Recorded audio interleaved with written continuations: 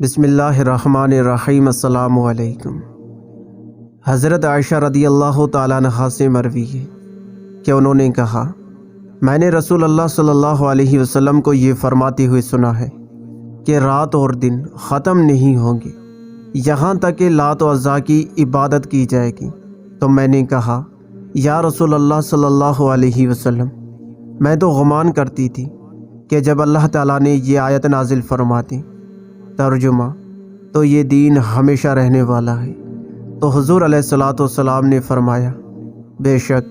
جب تک اللہ تعالیٰ چاہے گا یہ دین ایسا ہی رہے گا،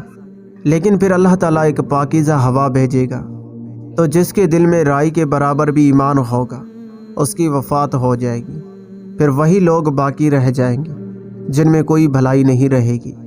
تو وہ لوگ اپنے باپ داداؤں کی دین کی طرف لوٹ جائیں گے۔ اس حدیث کی شرح یہ ہے کہ حضرت عیسیٰ علیہ السلام کی وفات کے بعد جب قیامت قائم ہونے میں صرف 40 برس رہ جائیں گے تو ایک نہایت ہی پاکیزہ اور خوشبودار ہوا چلے گی جو لوگوں کی بغلوں کے نیچے سے گزرے گی، جس کا اثر یہ ہوگا کہ اس ہوا کے لگتے ہی مسلمانوں کی وفات ہو جائے گی